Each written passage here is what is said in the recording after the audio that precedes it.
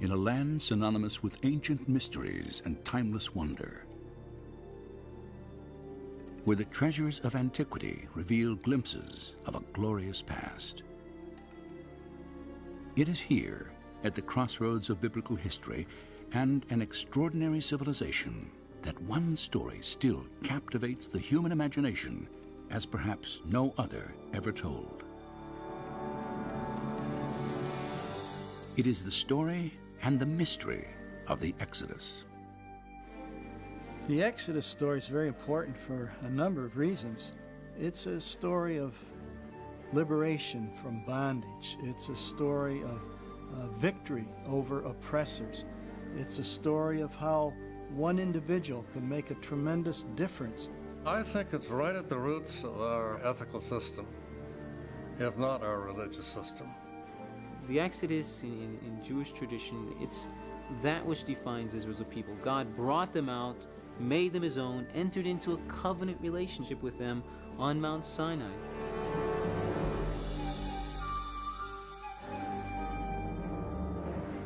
The Exodus story has endured for more than 3,000 years, and the power of its message and imagery is undeniable.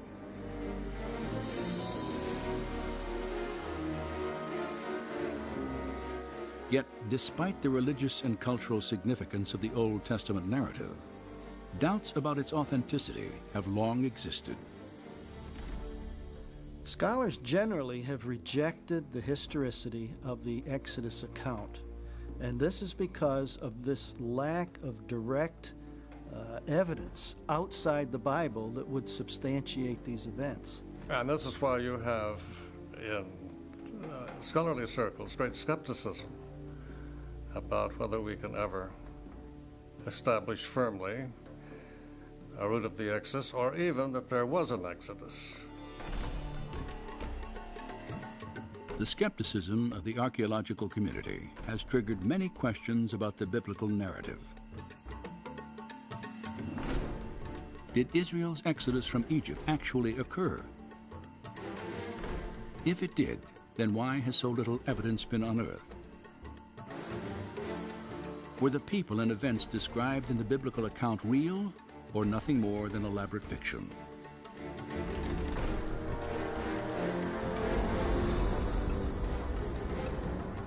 During the next hour, we will travel from the Nile Delta to the depths of the Red Sea to investigate these questions in the light of new evidence and discovery.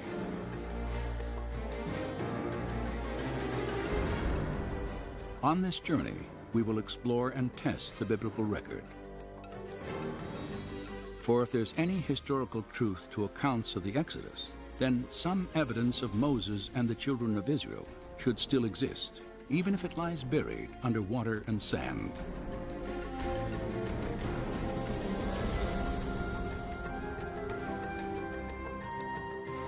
Join us now as we probe ancient mysteries to examine the Exodus story against the testimony of science, history, and archaeology.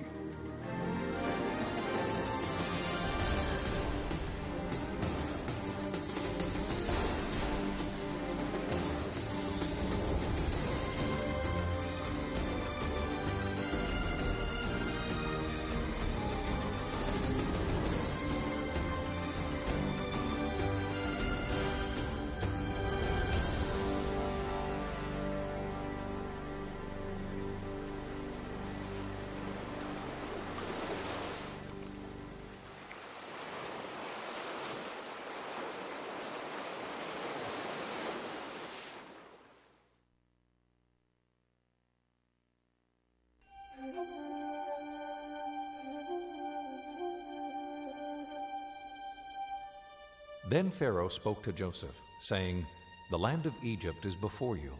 Have your father and brothers dwell in the best of the land. Let them dwell in the land of Goshen."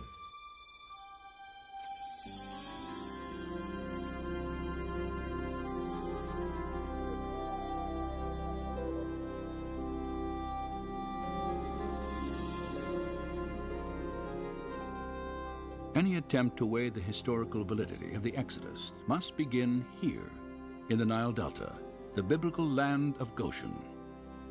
For according to the Scriptures, This is where Israel first settled in Egypt.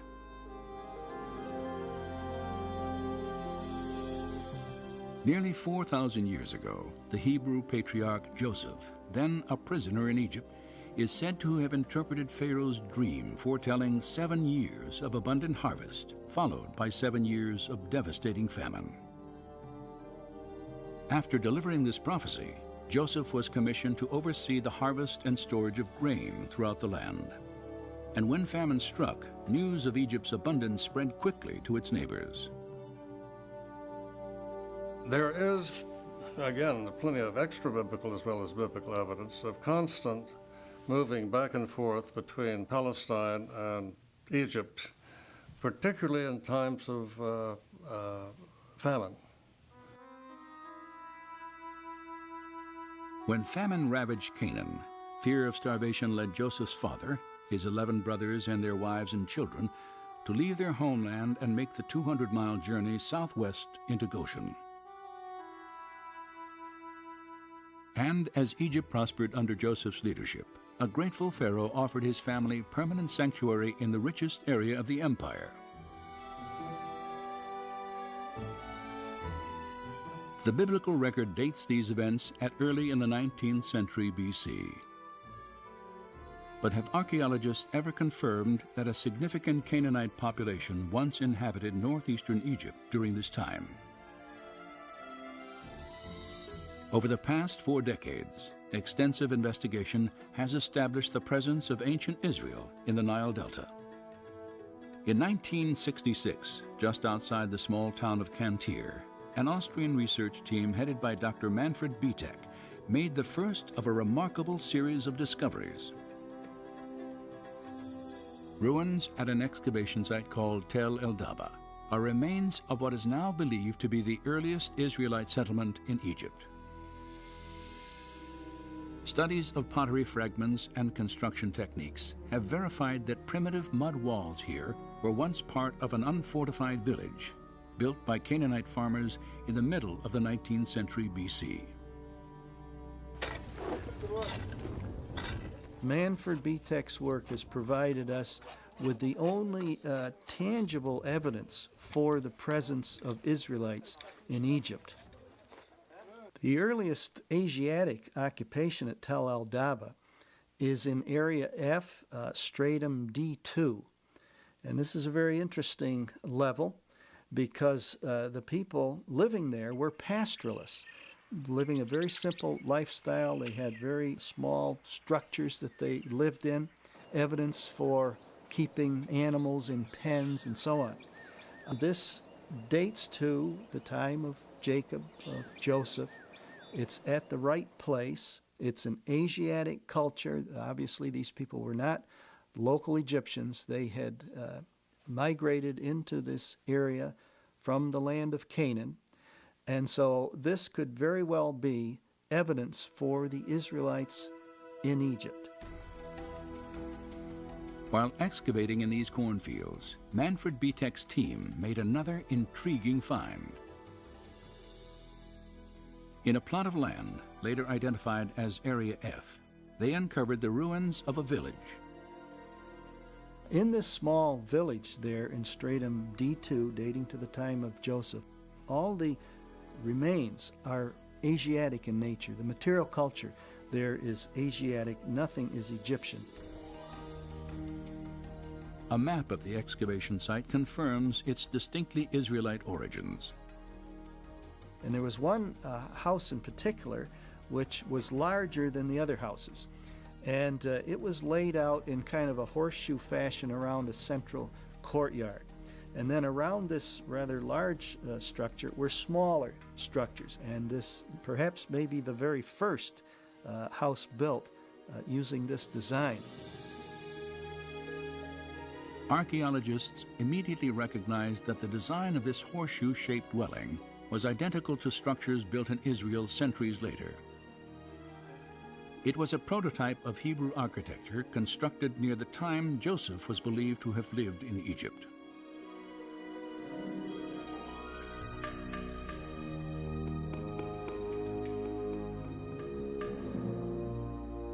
And Joseph died, But the children of Israel were fruitful and multiplied, and the land was filled with them. Then there arose a new king over Egypt, who did not know Joseph. And he said, "Look, the people of the children of Israel are more and mightier than we. Come, let us deal with them, lest they join our enemies and fight against us."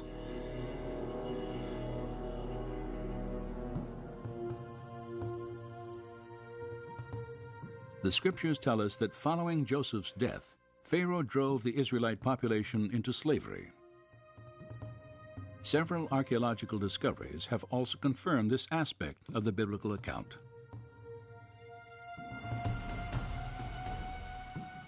Excavations throughout the Nile Delta have unearthed walls of mud brick resembling those the Bible states were once molded by the hands of Israelite slaves.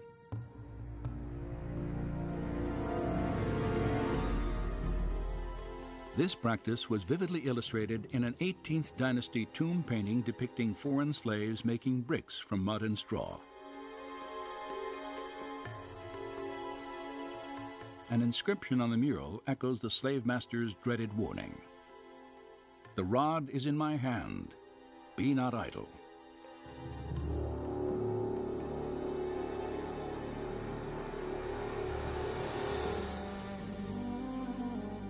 Another mural, carved in a tomb wall during the 15th century BC, shows Canaanite slaves working in the vineyards of Goshen. And fragments of the Brooklyn Papyrus, dating back more than 3,700 years, report the transfer of domestic slaves from one Egyptian owner to another. Each slave was listed by name. More than half the names noted were characteristically Hebrew.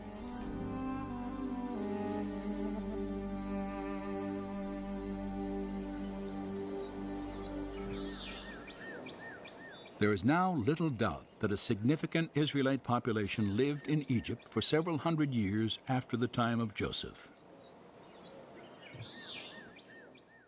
Yet if biblical accounts of the Exodus are historically viable, then there should also be evidence of Israel's arrival in Canaan, the Promised Land, sometime between the 14th and 12th centuries BC. Such evidence does exist.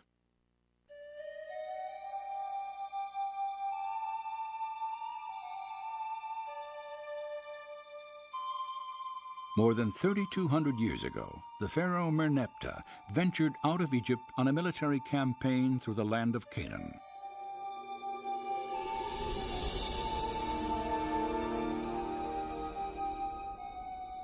Later, in a poem proclaiming his victories, he boasted that Israel is laid waste. This inscription dates from about 1210 BC and establishes that the Israelites had arrived and settled in Canaan well before Merneptah's conquest at the end of the 13th century.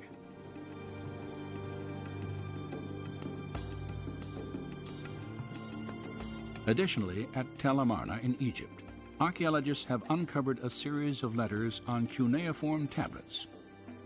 Many were authored by Canaanite rulers early in the 14th century BC.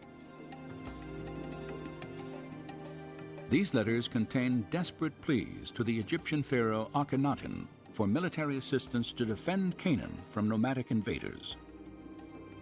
One of them warns that if Pharaoh does not act, all Canaan will be lost. The invaders were identified by the name Apiru. And this is kind of a generic term for stateless individuals, people who weren't connected with any particular urban center. And so the Israelites undoubtedly would have been referred to as either Apiru or Asiatics by the Egyptians. I do think that the term Apiru is the origin of the term Hebrew.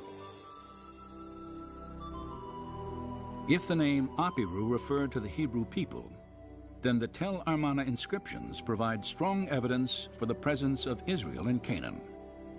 They also suggest Israel may have entered the country earlier than scholars had previously thought, at the beginning of the 14th century BC. Recent excavations of the Canaanite city of Hatzor could also support a 14th century Israelite invasion. Evidence has been uncovered that the city was destroyed at least twice during the period described in the biblical books of Joshua and Judges. Scattered among the remains of a large palace were Egyptian and Canaanite idols, their heads and hands intentionally chiseled off.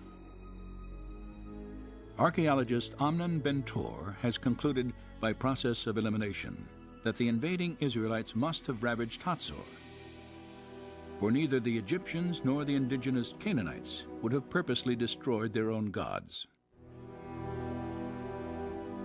So we should expect to find evidence in Canaan for the conquest. And when we examine some of the places that are named in the book of Joshua, we do indeed find archaeological evidence to back up the biblical account.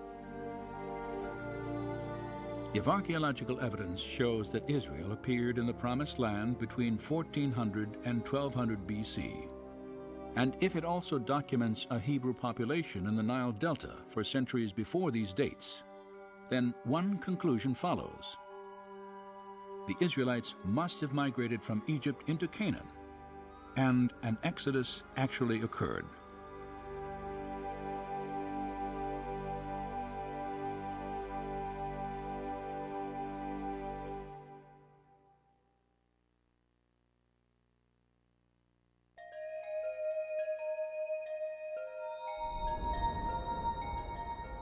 When you have brought the people out of Egypt, you will worship God on this mountain.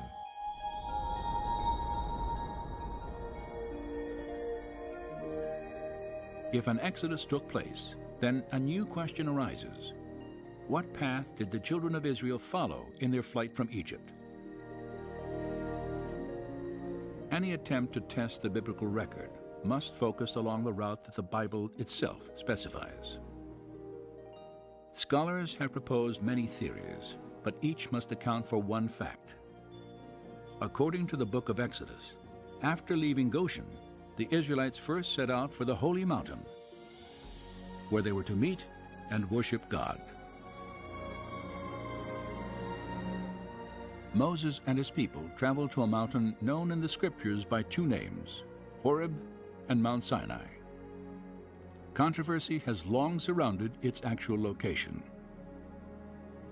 If you read the literature on the identification of Mount Sinai, you'll probably find 15 or 20 mountains which have been named by scholars, with scholarly arguments as to why this rather than that is Mount Sinai. It's chaos of critical conflict.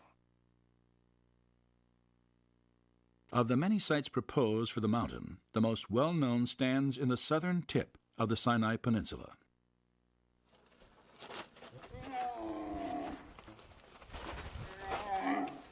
Each morning throughout the year, pilgrims from around the world climb to the 7,500-foot summit of what is generally considered to be Mount Sinai.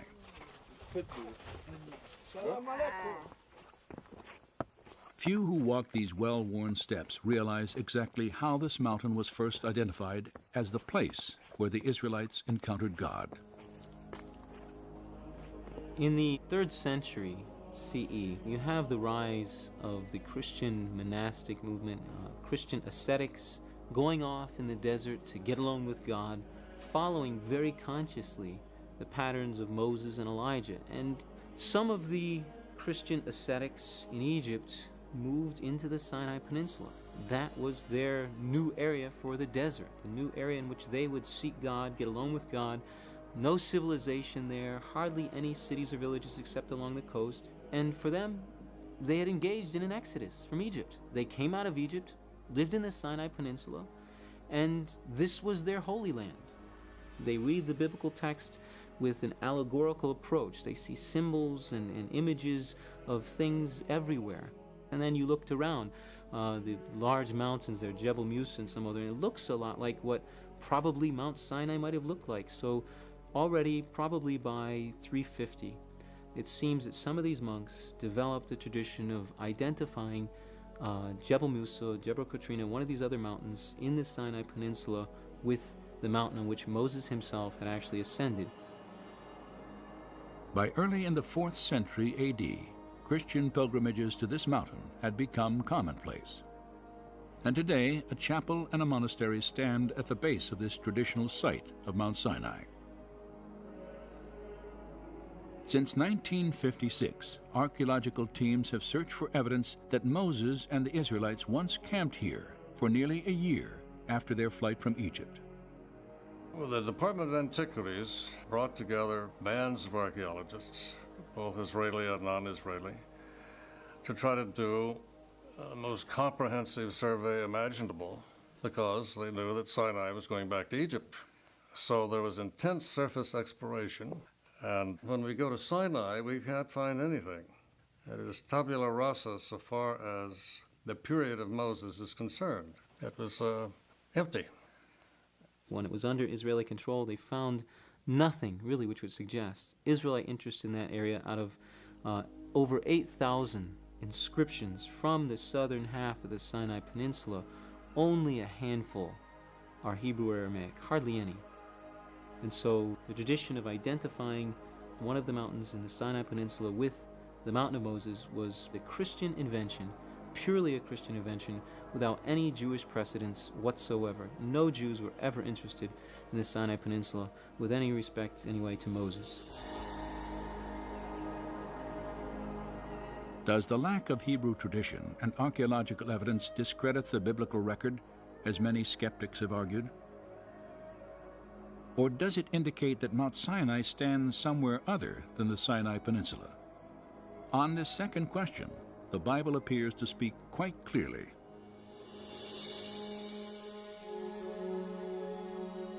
Now it came about in those days that Moses went out to his brethren and looked on their hard labors. And he saw an Egyptian beating a Hebrew. And when he saw there was no one around, he struck down the Egyptian and hid him in the sand. When Pharaoh heard of this matter, he tried to kill Moses. But Moses fled from the presence of Pharaoh and settled in the land of Midian.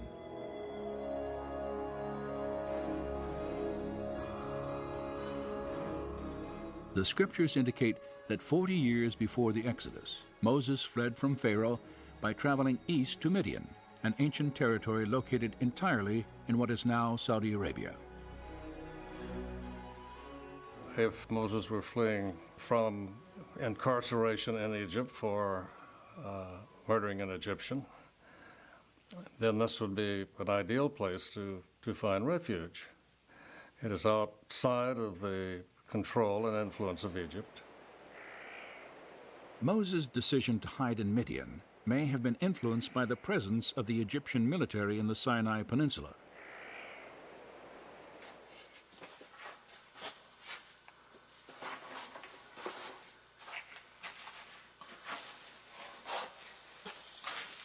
"3,500 years ago, Pharaoh's soldiers supervised the construction and operation of copper and turquoise mines throughout the southern Sinai.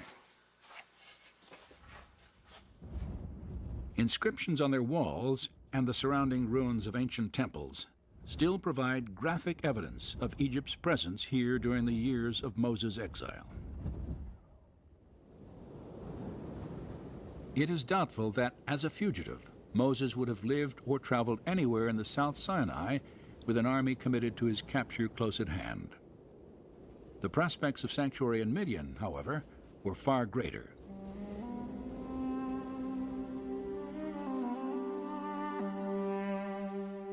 Separated by the Red Sea from the Egyptian army in the Sinai Peninsula, Moses married a Midianite woman, tended the flocks of his father-in-law Jethro, and lived in obscurity for 40 years, until the day he wandered to the base of Mount Sinai.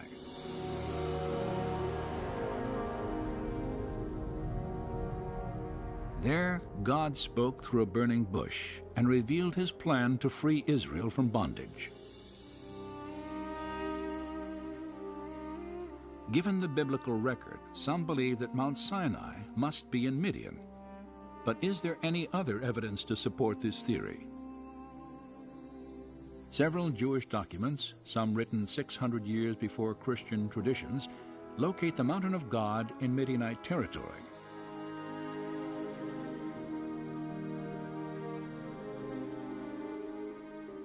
In 250 BC, a council of 70 scholars translated the Hebrew Bible into Greek for the first time. Their translation of the Exodus account presupposed that Mount Sinai stood in the Arabian Peninsula. 3 centuries later, the Jewish philosopher Philo placed the mountain east of the Sinai Peninsula and south of Palestine. At the same time, the Apostle Paul, who was educated under the Rabbi Gamaliel, also located Mount Sinai in Arabia. So Paul and Philo, when they use the word Arabia, they're not thinking of the Sinai Peninsula. Once again, I think that point needs to be emphasized very clearly. The terminology, Arabia, in the first century, Greek geographers usually have in mind the Arabian Peninsula. That's how that term is used.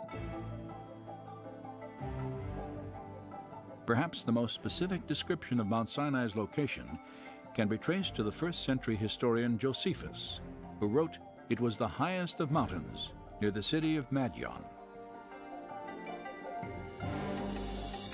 Shortly after this account, Madian was identified in the Arabian Peninsula by the Greek geographer Ptolemy. And 1900 years later, archaeologists excavated this city that, according to ancient records, had once stood near Mount Sinai.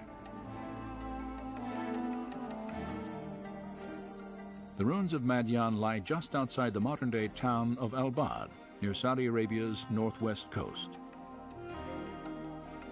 Josephus and other texts seem to be fairly clear in Jewish tradition in locating Mount Sinai somewhere in the region around the city of Madian.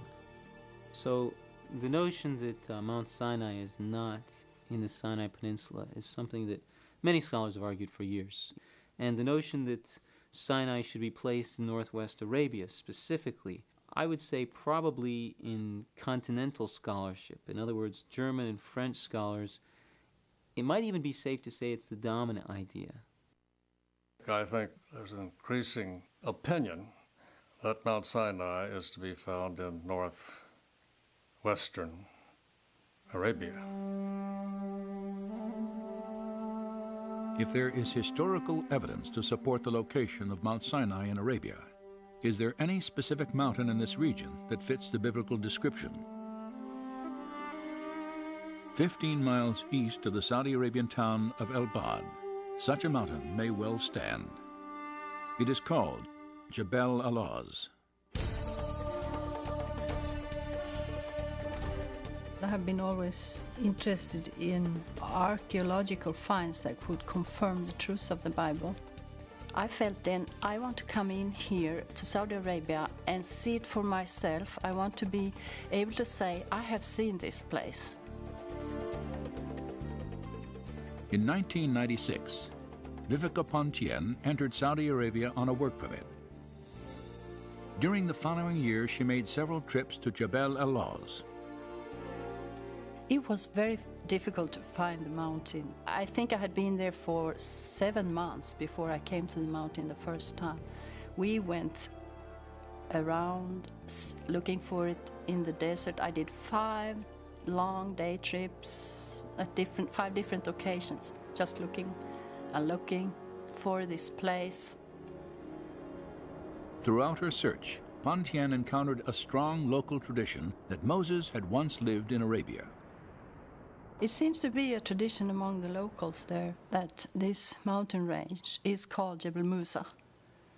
They call it that. And many places have the name of Moses, like there are wells near there that they call Ajin Musa or Bir Musa, which means the well of Moses. When Pontien finally reached Jebel Alaz, her attention was drawn to specific features of the mountain that resembled the biblical description. Most prominent was a jagged peak, more than 8,000 feet in elevation, and blackened as if scorched by fire. And at its base, an enormous pile of boulders, at least 15 feet high and 60 feet across. The flattened top of this structure had the appearance of being man-made, and etched into its rock faces were petroglyphs of bovine creatures, cattle and bulls.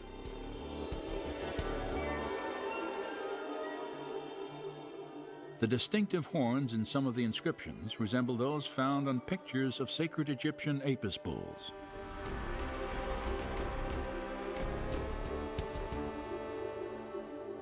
Could these stones be the remains of an Israelite altar, once built at the base of a holy mountain? Conclusive investigation is not possible at this time, for Saudi law severely limits all foreign research. And they have put up archaeological signs that tells this is an archaeological area and you're not supposed to trespass here. So it's evident that the Arabs themselves consider this to be some old sites of archaeological interest. Satellite photos of the area have revealed another geographical feature that parallels the biblical account: a sprawling plain of more than 10,000 acres. Flat, surrounded by mountains, and adjacent to the dried bed of an ancient river, it could have provided an ideal place for the Israelite encampment 3,500 years ago. Just west of the mountain stands another possible link to the Exodus account: a towering rock 60 feet high. It is split from top to bottom, and evidence of water erosion is etched into its base.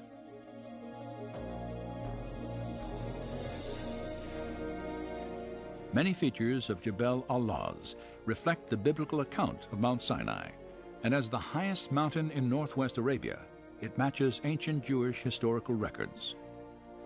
Based on the textual evidence, Jebel al-Lawz is as good a guess as any. It might even be the best guess. It's definitely better than anything in the Sinai Peninsula, and probably better than any other guess we have. It'd be nice to have some excavation, and that's really a desideratum. We need excavation. We need somebody who's a competent, trained archaeologist to go in, record the material carefully, submit it for dispute and debate among other scholars, because there's too many gaps in our knowledge. The intriguing similarities between Jebel al-Lawz and the biblical record may indeed stimulate new investigation here.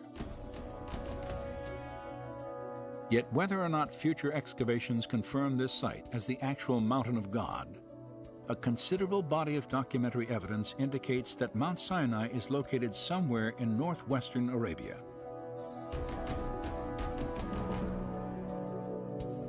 As a result, we have 2 points by which to plot the first stage of Israel's exodus. For Goshen provided a beginning, and Midian a destination and direction. And between them must lie a body of water.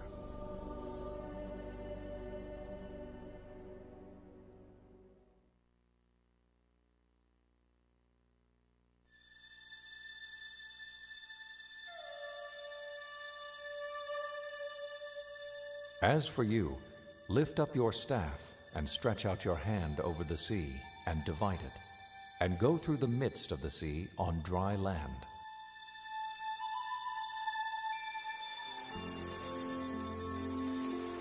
The Exodus account states while on their journey to Mount Sinai, the children of Israel encountered a seemingly insurmountable obstacle: the waters of the Red Sea.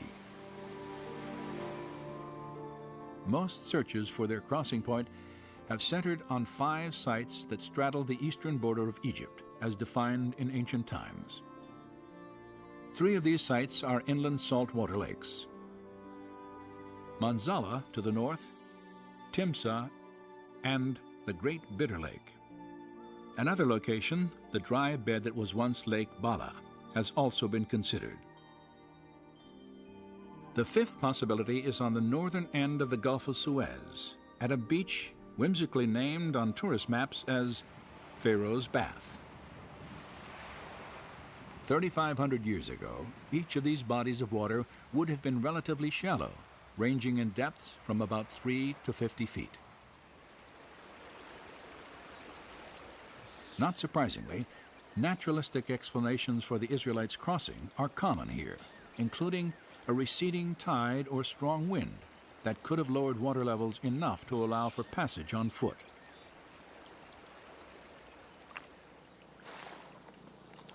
However, no direct evidence has ever emerged at any of these traditional sites to confirm the Exodus narrative.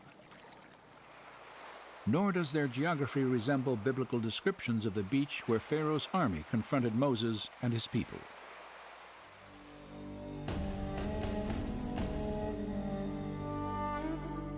For Pharaoh will say of the sons of Israel, "They are wandering aimlessly in the land.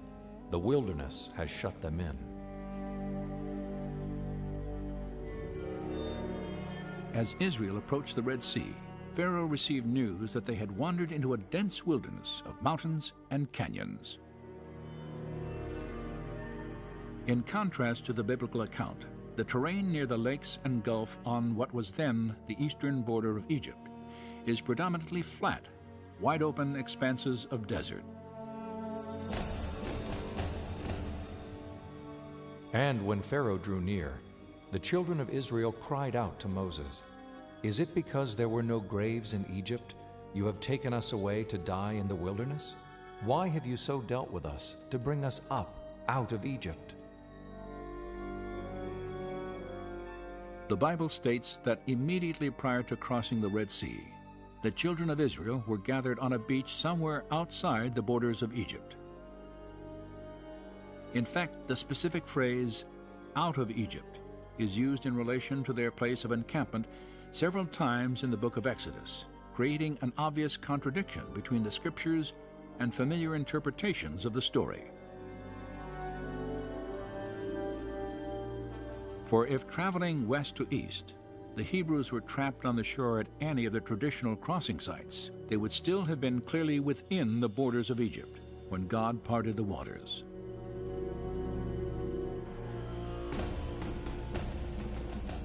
Was it not you who dried up the sea, the waters of the great deep, who made a road in the depths of the sea?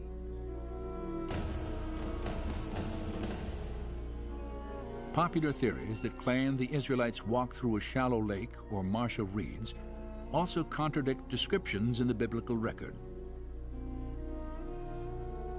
The Hebrew writers refer to the Exodus crossing point as a great deep, the mighty waters, and the depths of the sea.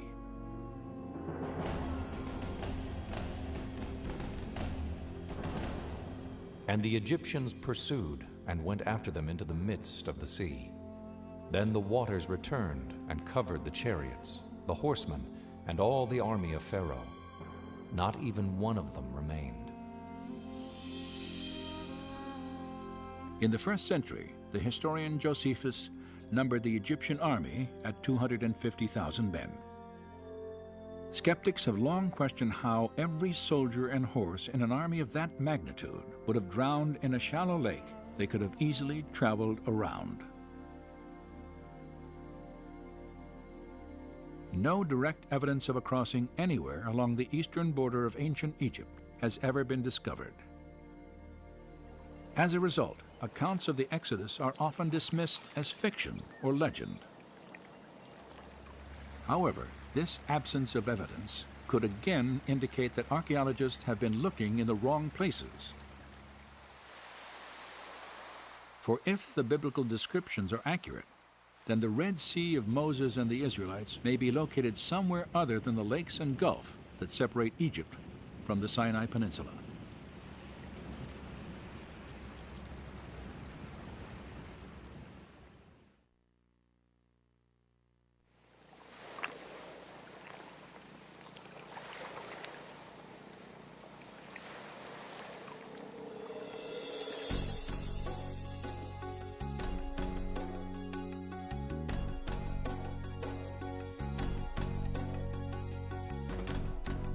Well, I'm a scientist, so I try to analyze things and I try to go to the bottom with different issues, and the goal for this trip is to look at the Bible text as a book of history, a book of historical events, and that they describe something that really has happened, and then from the text try to understand what really could have happened. In the spring of 2000, Dr. Leonard Moeller took part in an expedition through Egypt and the Sinai Peninsula. Moller is a medical research scientist at the Karolinska Institute in Stockholm, Sweden. He is also trained in the field of marine biology. His skills in analytical research, coupled with a deep interest in biblical archaeology, had drawn him to the Middle East on many occasions. Now, as a member of an international team organized by Discovery Media Productions, he had come to the Gulf of Aqaba to renew his search for evidence of the Israelites' Exodus journey. For several years, Moller studied historical and documentary evidence suggesting Midian as the probable location of Mount Sinai. He realized that to reach the mountain of God, the Israelites would have first crossed a body of water located east of Egypt's ancient borders. The land of Midian is always on the east coast of the Gulf of Aqaba. And the mountain was in the land of Midian. There Moses saw the burning bush, etc. So if the mountain is on the east coast of the Gulf of Aqaba, and if the land of Midian is there, and if all these events took place there, they have to cross some water to get there. And therefore, the Gulf of Aqaba is of great interest. As the right arm of the Red Sea, the Gulf of Aqaba separates the Sinai and Arabian peninsulas. Moller recognized several specific connections between the Gulf and biblical accounts of the Exodus. A prime example is found in the book of 1 Kings.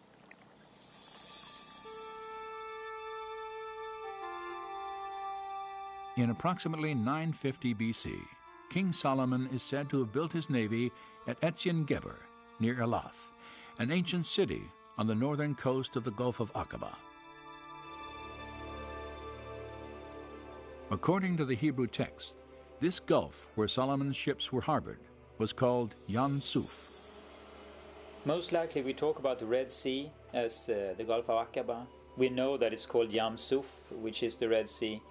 We know that King Solomon had his fleet in Yam Suf.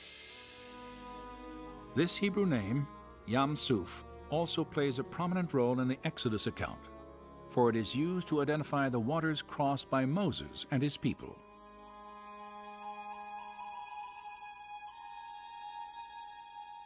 The geography of the Gulf of Aqaba also resembles biblical descriptions of the Yam Suf God once parted for Israel.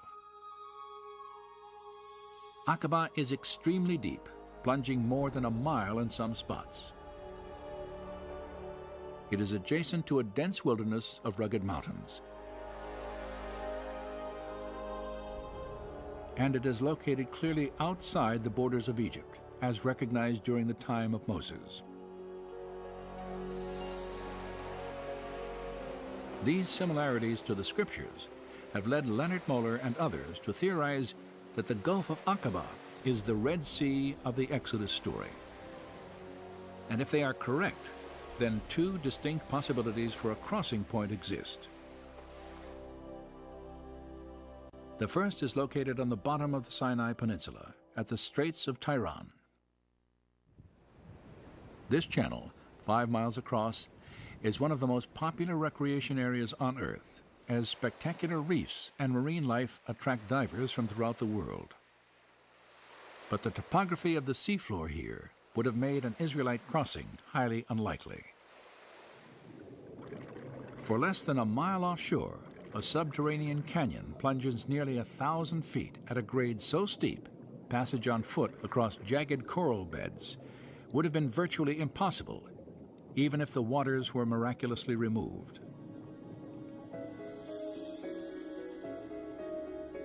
"70 miles north of the straits, near the center of the Aqaba coast, another potential crossing site extends into the sea.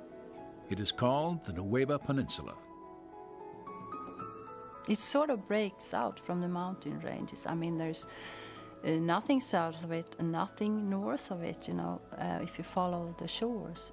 Suddenly this peninsula just breaks out from the mountain range into a large plains.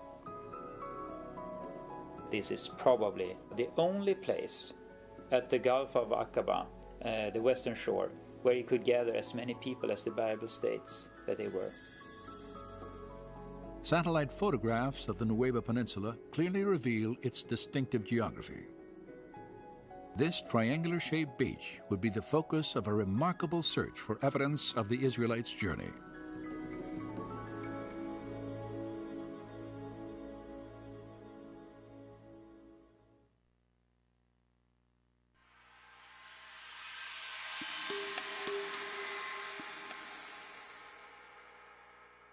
When Pharaoh let the people go, God did not lead them on the road through the Philistine country.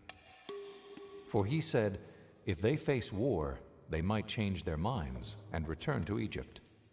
So God led the people around by the desert road toward the Red Sea.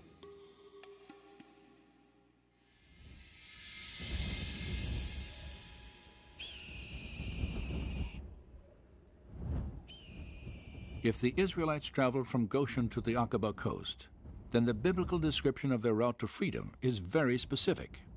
They walked a road through the Sinai Desert in the direction of the Red Sea. During the time of the Exodus, 3 main roads existed in the Sinai. The way of the Philistines traced the Mediterranean coast past a series of Egyptian military outposts. Understandably, the Israelites did not follow this path.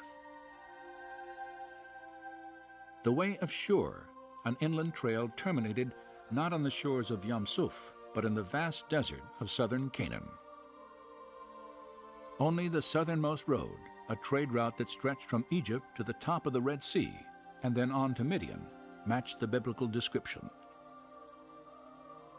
It's a route that runs through more or less central Sinai from the Egyptian cities which are in the Nile Delta, and then on down to northwestern Arabia. This is a period when the incense route was beginning to develop. So we do have evidence of travel back and forth between Egypt and what we would call Midian. Located above the peninsula's rugged mountain ranges, this trade route was well suited for travel, as its flat, hard-packed terrain made long journeys on foot manageable and commonplace. When Moses fled from Pharaoh after killing an Egyptian slave master, he would have followed this route to sanctuary in ancient Midian. Then, 40 years later, he led his people out of Egypt over this same desert road again.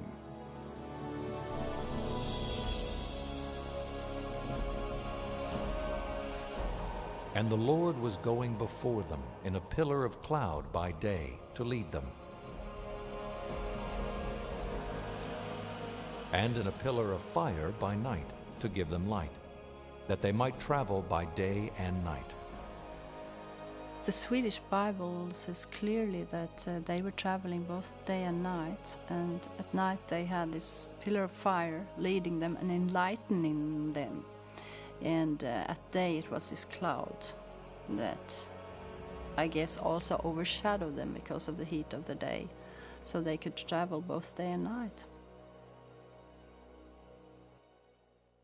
By walking through the desert during the cooler hours of the early morning and night, the Israelites could have crossed the Sinai in approximately 3 weeks, the time allowed by the biblical record.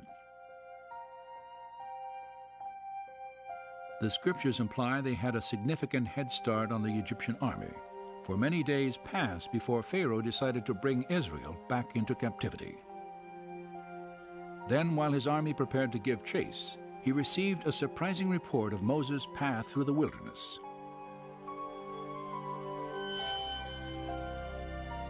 Now the Lord spoke to Moses, saying, "Tell the sons of Israel to turn back and camp before Pi-hahiroth, between Migdol and the sea. For Pharaoh will say, they are wandering aimlessly in the land. The wilderness has shut them in."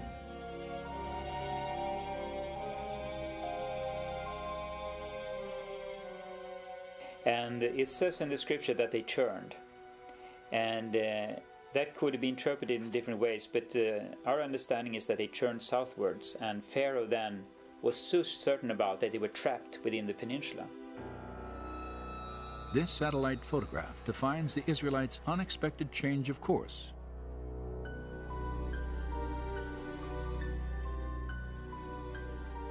They had entered a winding maze of dry riverbeds that branched off the southern trade road in a twisting path to the coast. And within this canyon, called Wadi Watir, Moses and his people were hemmed in between walls of rock 2,000 feet high.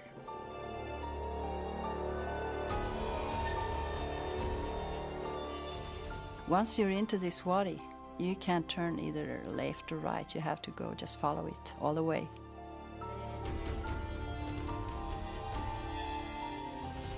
You have huge mountains on each side, so you can't get anywhere else except follow this valley.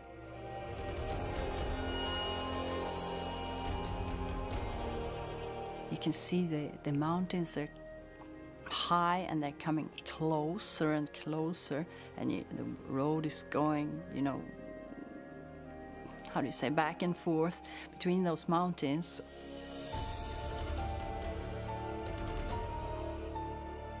After walking 18 miles through the wadi, the Israelites caught their first glimpse of the mouth of the canyon and an even greater obstacle that now stood before them. Suddenly, as you get through, after a long while, this big plain just opens up, into the Red Sea.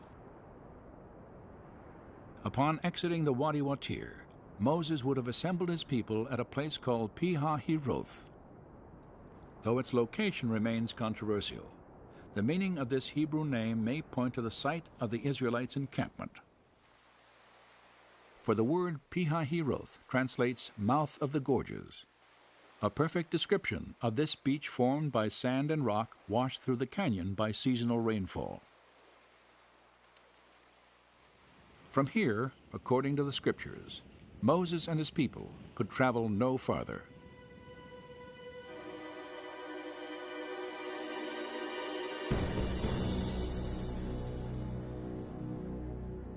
Then the Egyptians chased after them with all the horses and chariots of Pharaoh, his horsemen and his army. And they overtook them camping by the sea, beside Pi-hahiroth.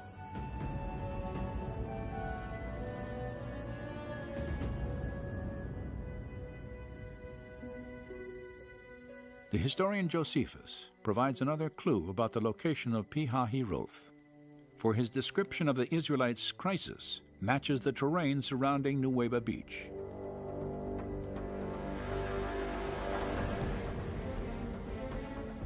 Now, when the Egyptians had overtaken the Hebrews, they also seized on the passages by which they imagined the Hebrews might fly, shutting them up between inaccessible precipices and the sea.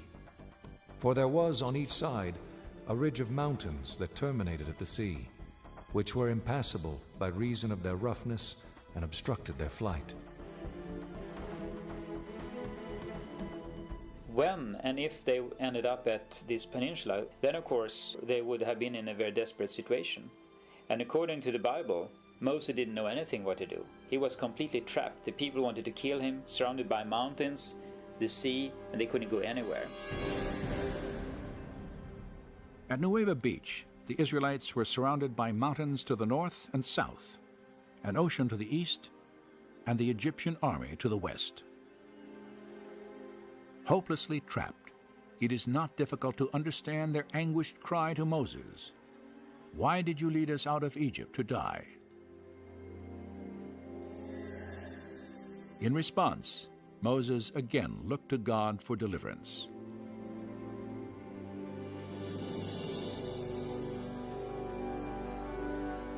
Then Moses stretched out his hand over the sea, and the Lord swept back the sea, and turned the sea into dry land, so the waters were divided. In all of Scripture, there may be no more dramatic image.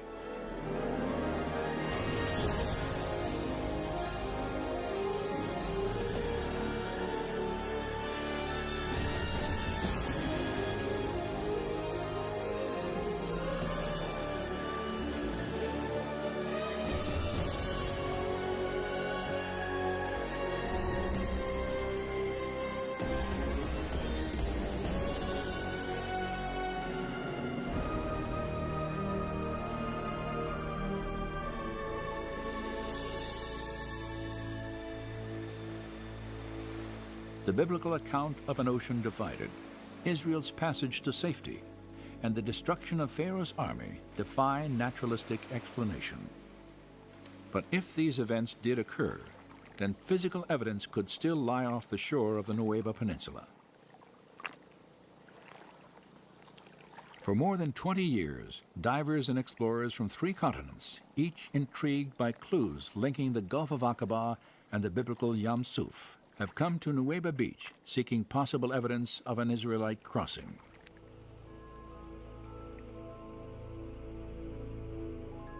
Their search focused on the 600 chariots the Bible says were destroyed in the Red Sea.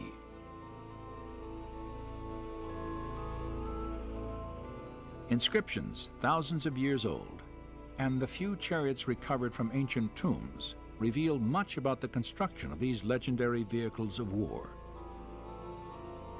Could any of them actually be found on the seafloor off the Nuweiba Peninsula? The first time I came to Nuweiba, the purpose was to verify, to document, and to establish hypotheses that this could be a link in the Exodus pathway. Based on his analysis of documentary evidence, Leonard Moeller had long suspected the Aqaba coast as the probable location of the Red Sea crossing.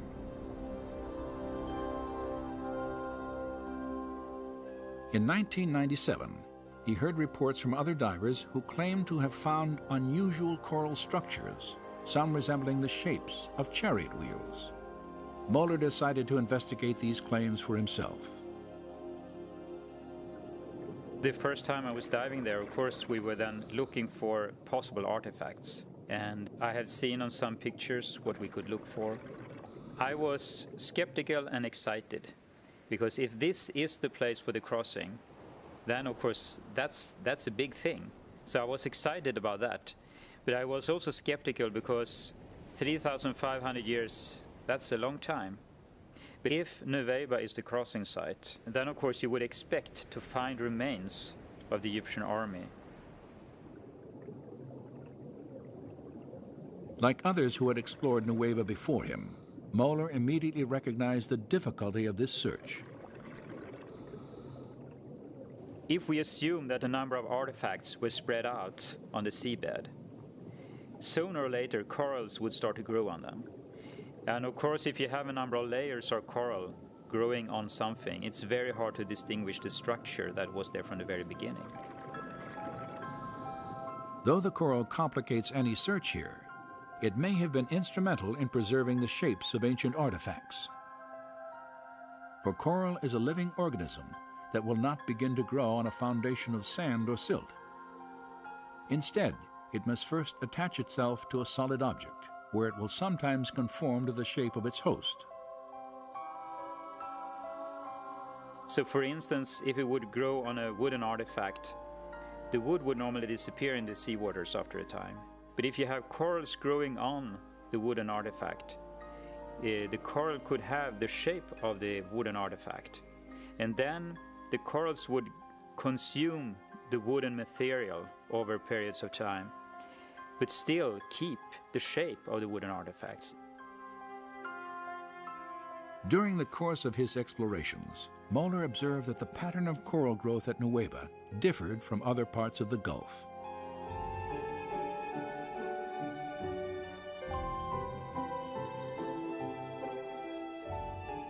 Unlike the coral at the northern and southern ends of Aqaba, which often forms large, dense reefs, some covering many acres, the formations at Nuweiba Beach are generally smaller and scattered randomly across the sea floor.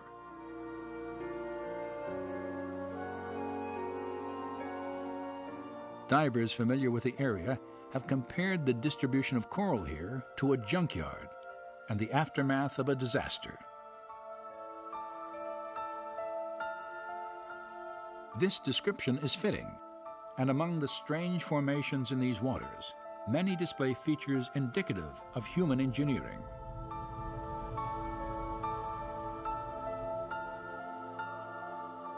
When we dive and when we film at the Nuweiba location, we look for certain structures, and you try to look for 90-degree angles or circular objects wheel-like structures. So that is what you scan for, so to speak, when you dive. There are situations where you see something that looks like an axle, a hub, something that looks like a wheel, and you say to yourself, this is not a coral reef, this is a coral growth on an artifact. And that is what's different to me when I compare corals at other locations around the world. Since the earliest explorations at Nuweiba, one distinctive type of formation has often been identified on the sea floor. A slender, table-like structure, sometimes standing on end, with a coral-encrusted base, a straight shaft, and a circular top. It's a 90-degree angle, a right angle, between something that looks like an axle and the wheel. And you can see this in different varieties, and it looks very different from normal coral growth. And it is like a man-made structure with a coral growth on it.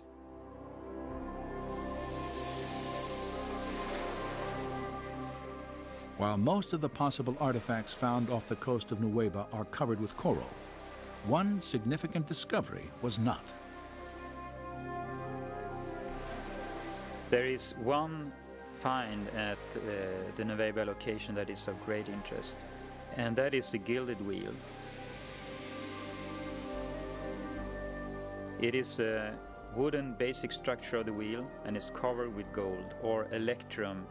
It's a mixture of silver and gold, and corals have not been able to grow on it. It's been very well preserved.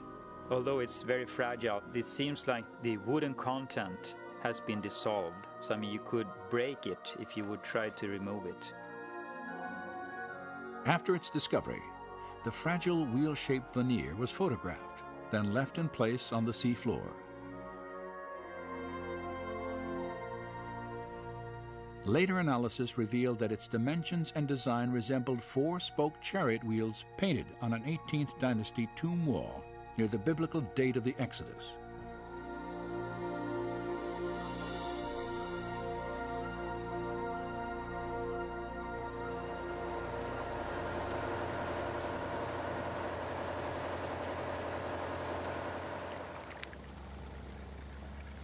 After reviewing photographic evidence and making several dives of his own, Moeller concluded that a more systematic investigation of the Nuweiba seafloor was warranted. He realized that the limited diving time afforded by scuba equipment would never allow an extensive search of the area. A higher level of technology was necessary, and in the spring of 2000, the Discovery Media team lowered a robotic camera into these waters for the first time.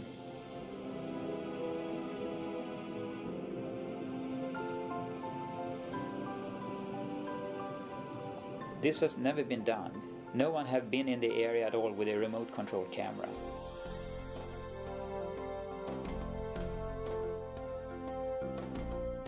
Controlled from the ship, the camera was maneuvered across the seafloor, transmitting video images for study and evaluation. We have been down to some 80-90 meters, so we can go deeper down that we can't do with ordinary diving, and we can be down as long as we like. As in his previous searches at Nuweiba, Moeller scrutinized the coral for specific shapes. We can see that because it's a 90-degree angle. You see the seabed here, there are some structures that are just a little bit above the surface of the seabed. They have a cross-like appearance, it's 90-degree angles, and there's a hole in the middle. So the hub would be here? Possibly a hub there, yeah. And the wheel would be a circle around. This would be the rim of the wheel here? Yeah. Okay. So this could be a spoke here, possibly? Yeah, possibly a spoke? Yeah. What would the diameter of that rim be? That's a good question, but we would expect it to be about 1 meter, about 3 feet wide. Okay. In diameter.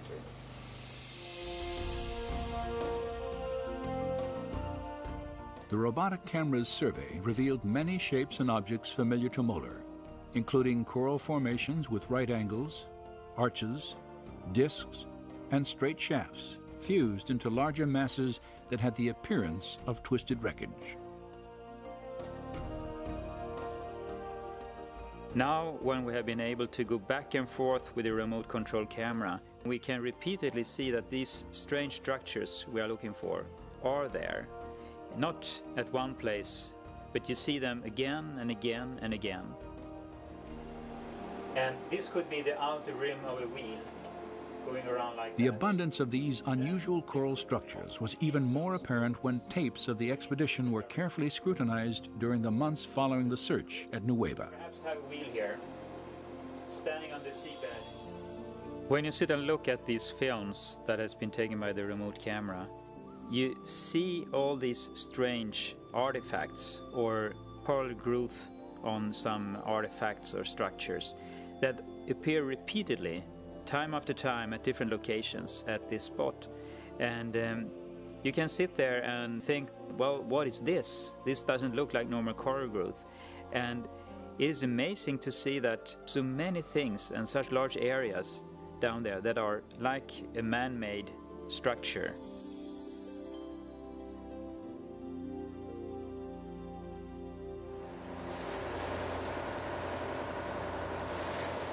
While the robotic camera logged hours of video documentation, Viveka Pontien and other divers on a second research vessel used metal detectors to evaluate specific structures on the sea floor.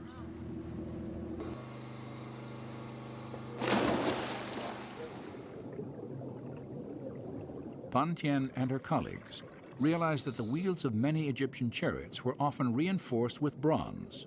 They hoped to find evidence of the metal encrusted in coral. A scan of this formation indicated a circular metallic pattern around its edge, perhaps evidence of the broken rim of a chariot wheel. Other coral formations examined also contained fragments of metal.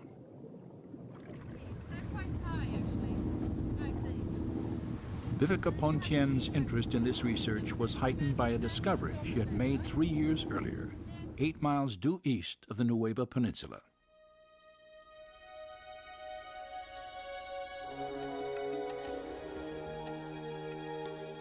During her stay in Saudi Arabia, Pontien not only searched for Mount Sinai, she also made several dives in an attempt to document evidence of the Egyptian army on the Saudi side of the Gulf. And the Bible tells that Israel saw the Egyptians lying dead on the shore after they came across.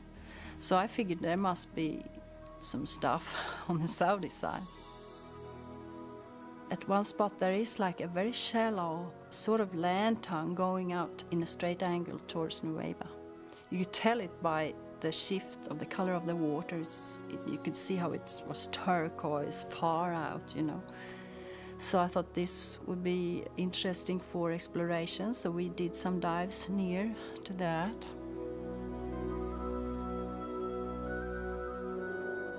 The scattered, irregular coral formations on the Saudi side of Aqaba resemble those previously found off the Nueva Peninsula.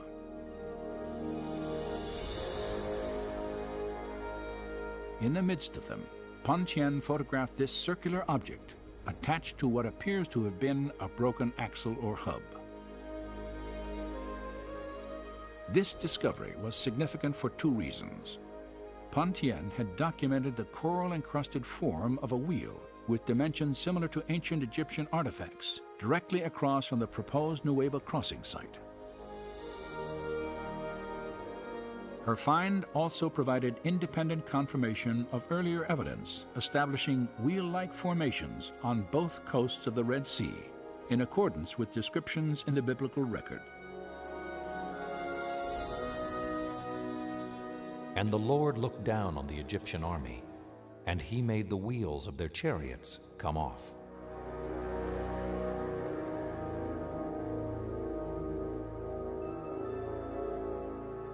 A common question is, why didn't you bring up artifacts? And there are several answers to that. The best thing to do when you find something is just to keep it in position. Document it, but keep it in position. It's very easy to destroy anything. And the other thing, it's illegal to remove artifacts, but also you're not allowed to bring up any corals from the Red Sea. While Egyptian environmental laws prohibit removal of any coral for scientific dating and analysis, photographic evidence may provide a link to the time of the Exodus.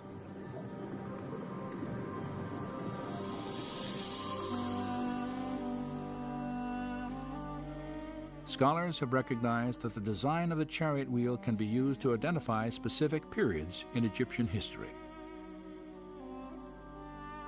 In the waters of Aqaba, it appears that remnants of 4- and 6-spoke wheels have been discovered. These designs were used simultaneously only during Egypt's 18th dynasty and no later than about 1400 BC, a time frame that coincides closely to the biblical date of the Exodus.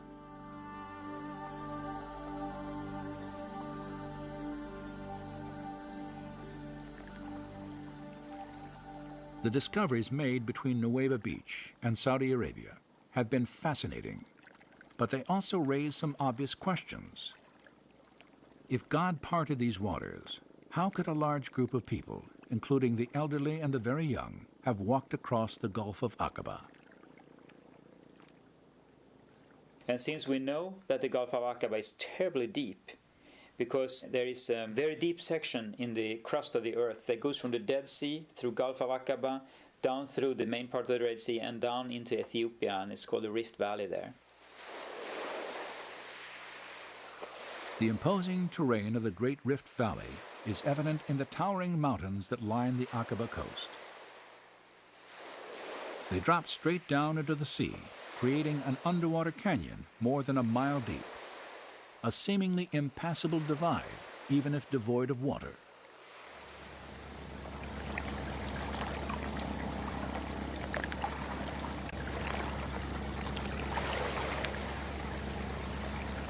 While surveying the subsurface topography of the Nuweiba crossing site, evidence was uncovered that could help explain how Israel walked from one coast to the other.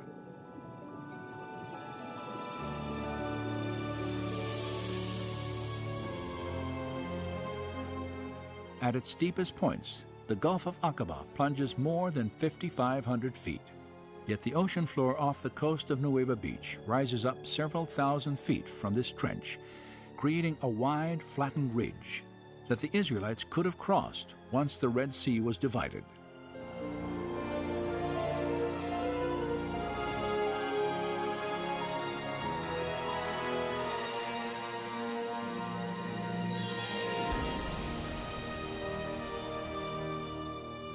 Simulated to scale in this computer animation, the view of the Gulf south of the Nuweiba Peninsula is striking. A chasm, deeper than the Grand Canyon, extends more than 50 miles. Its steep shorelines stand in sharp contrast to the shallow grade of the gently sloping ridge that extends from Nuweiba Beach to Saudi Arabia.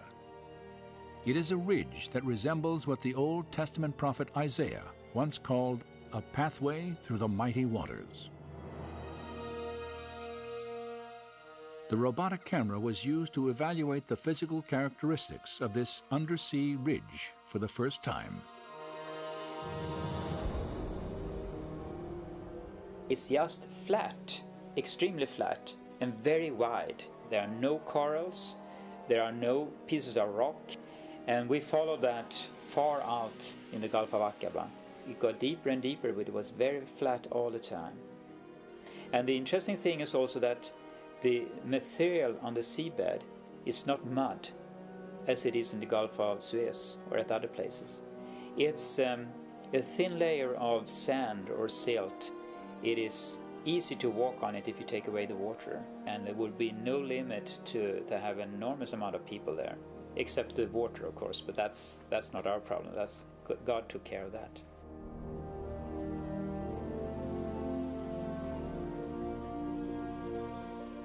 Thus says the Lord, who makes a way through the sea and a path through the mighty waters. Come and see the works of God. He turned the sea into dry land, and they passed through on foot.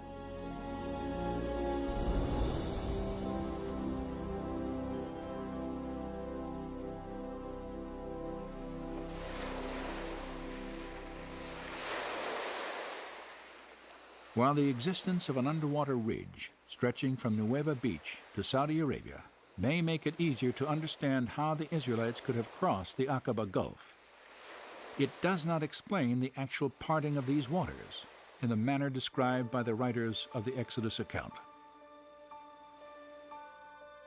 My understanding at Nuweiba is that if the water was removed so they could cross there, it is nothing that we could explain from a scientific point of view, period. Well, if you look at the Red Sea crossing as it's described in the Bible, what you clearly see there is this situation where a wind has come up and has dried out the land for them to cross. But then there's this element where the waters have formed a wall to the left and the right of the Israelites as they pass through. And they say that 2 or 3 times, so it's quite clear in their memory that the waters were like a wall. And there's just no naturalistic explanation for something like that.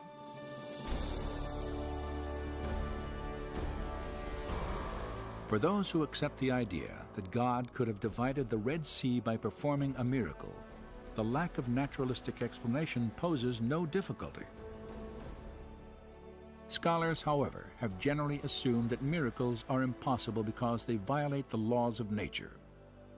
As a result, any document based on a miraculous event must be historically unreliable. This reasoning, though widespread, is not without opposition. Some scholars, including the late Oxford philosopher and writer C.S. Lewis, have noted that accounts of biblical miracles display features of genuine historical literature. Lewis, in particular, argued that miracles, properly understood, never violate natural law. It is inaccurate to define a miracle as something that breaks the laws of nature. It doesn't. Laws of nature tell what will happen, provided there's no interference. A miracle is an interference with nature by a supernatural power. Miraculous elements in a biblical narrative do not, therefore, preclude its historicity. C.S. Lewis believed that miracles are acts of God, and therefore entirely possible if there is a God to take action. If you assume that God doesn't exist, then miracles are impossible, of course. But if God does exist, then there's the possibility that miracles could have occurred. So when we're looking at events in the Bible like this, we have to be objective when we come to the evidence. We have to look at the data and say, is it really clear enough that a miracle might have really occurred here? If we objectively look at the evidence then, and it really seems to lead in the direction of something miraculous, then we need to be open to that. After more than a century of research, where does the body of available evidence for the Exodus now lead?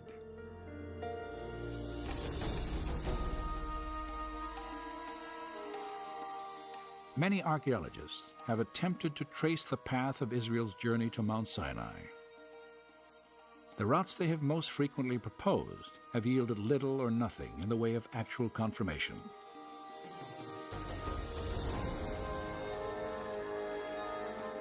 Yet today, another theory for the Israelites' path, far different from traditional ideas, may provide a trail of direct evidence for both a miracle and the historical validity of the Exodus account.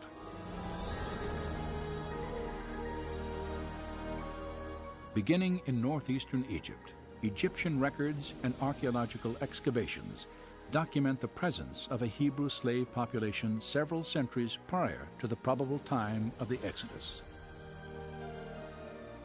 Evidence also shows that the Hebrews later appeared in Canaan, the promised land, after centuries of bondage. Historical documents and possibly archaeological evidence locate the Mountain of God in northwest Arabia, the site of biblical Midian.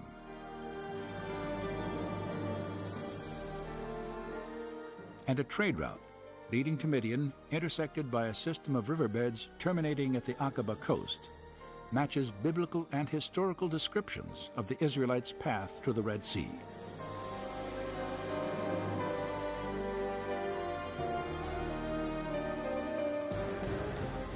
There, in the waters off Nuweiba Beach, structures resembling 18th dynasty chariot wheels lie embedded in coral on an elevated ridge that connects the Sinai and Arabian peninsulas. So then you have a lot of things that you can put together to build a picture, like a puzzle. And we find artifacts, and we find geography, locations and surroundings, so to speak, around this that fits the text very well. Well, a good scientific theory explains a lot of evidence very simply and coherently. And there's a pattern that's coming out of this evidence that really suggests that the biblical record has a lot more historical content to it than what scholars have been willing to grant in the past. So the question no longer is, why don't we find any evidence for the Exodus? But instead, what do we do with this evidence that we now have that clearly seems to support the biblical record? The scriptures tell us that nearly 3,500 years ago, God parted the waters of the Red Sea and led the Israelites to freedom. Did it happen here? Did it happen at all? Is the biblical description factually accurate? As with any historical investigation, we may never know with absolute certainty. And so, perhaps belief in the Exodus will always require a measure of faith.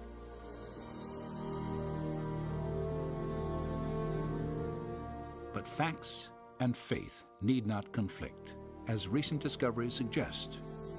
For history and archaeology have now uncovered compelling reasons to reconsider the extraordinary claims of the Exodus story.